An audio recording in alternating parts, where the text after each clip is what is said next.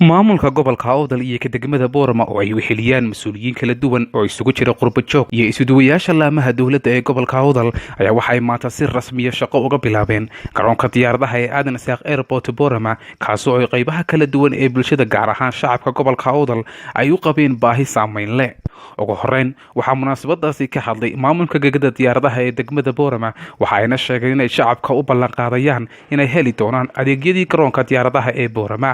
ilaahay baa mahadle isku keenay madaarka Borama saaka oo ay bishu tahay 30 oo ay ka bilaabi doonto 29 bishii afraad oo aynu bilaabi doono meeyarka balansaabka iyo dhamaantiin waan salaamayaa waxaan anagu idin ballan qaadaynaa furitaanka wax shaqaynaysaan in anaguna shaqaale jaban oo hawsha soo dhaweynta ku fiican wax badan ka qabanno aad bayna ugu hambalyeynayaan in badan baan daba socday fiishankayga oo lahaa ilaahu meesha martag. dhinaca kale mas'uuliyiin kala duwan oo isugu jira qurbo joog iyo hay'adda wadaniga ee asarta iyo isuduwayaasha laamaha dawladda ee gobolka Awdal oo hadalka iska daba qaatay ayaa waxay dhamaantood bogaadiyeen shaqada laga bilaabay garoonka diyaaradaha ee magaalada Borama. diyaaraynaynu madaarkeennii dib u hagaajino u salaxno si ay diyaaraduhu mar dambe u macaamilaan.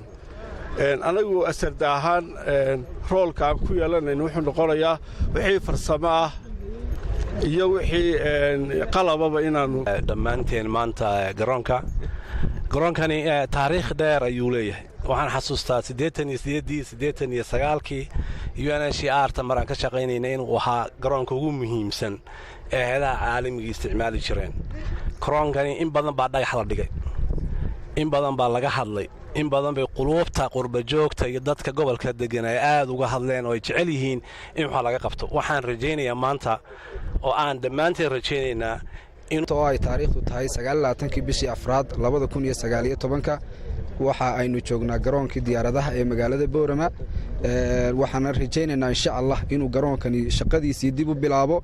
runtii wasaaradda hawlaha guud dhulka iyo guriyeynta iyadoo dhammaan u qaabilsan qaranka hantida guud ee qaranka waxaan rajaynaynaa sidii bishii 8aad wax la diiwaangeliyay hantida guud ee qaranka gaar ahaan gobolka Awdal waxaanu garoonku ka mid ahaa dhulkii la diiwaangeliyay ee hantida guud ee qaranka loo diiwaangeliyay.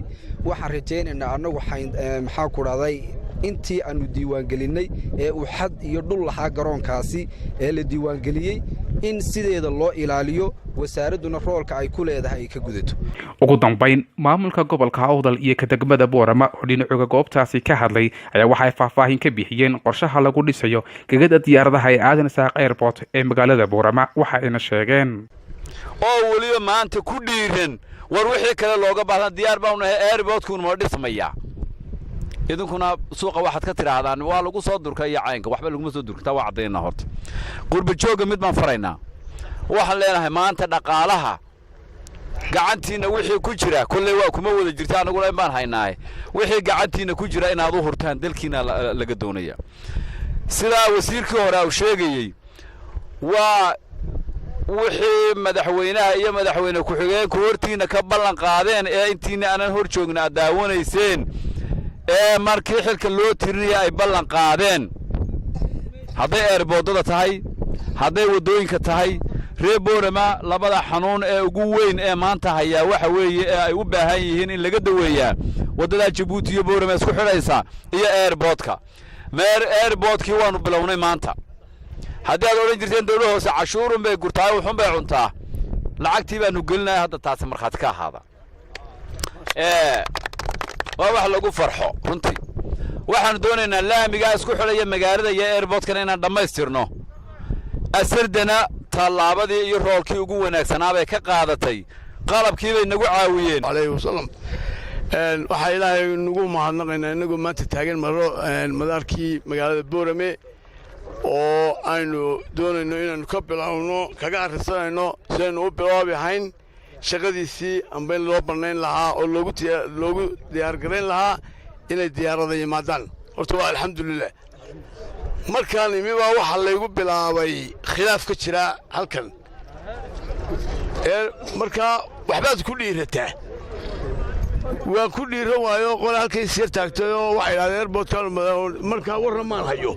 waxaa idhi waddadaana waa laga shaqaynayay والبلور شغل اسكو بلابي كره horta tan inoo daayo maxaa haysan waxba dadka naadir wuxuu weydiinayna te horta nin yiri waxbaan qabanaya waxbaan hayaaye waxa lagu soo daro iyo nin yiri imkaan bilaabaya dadka wax kaga doonaya waxaan su'aal ma wax furada mid waxyaaye waa horta u kaadiyay tan maanta waxaan ugu dhiiranayaa te dawladii hoose iyo qalabkeeni iyo wixii waa diyaar oo le maanta anaga wax qabanayno bilaabayna waa wax lagu dhiiran karo mid kale waa lagu dhiiranayaayo waxaan la hawoon horta diyaarada madinta shirkada ama ku shirkadaha diyaarada tula diyaar madiyiin shirkadii diyaaradana qaarba maanta inoo diyaaro le aan ka soo degno diyarada waxaanu keenaynaa halkan ama aan qurba ka keenno ama aan gudaha ka keenno dadkii anaga halka keenayno soo fariisinayna airportkii ma balna oo Djibouti ugu horeysay airportkii ma balnaayay taasina waa mid labaado lagu dhiirada وعبد الغني محمود عبد الغني اسماعيل بورما.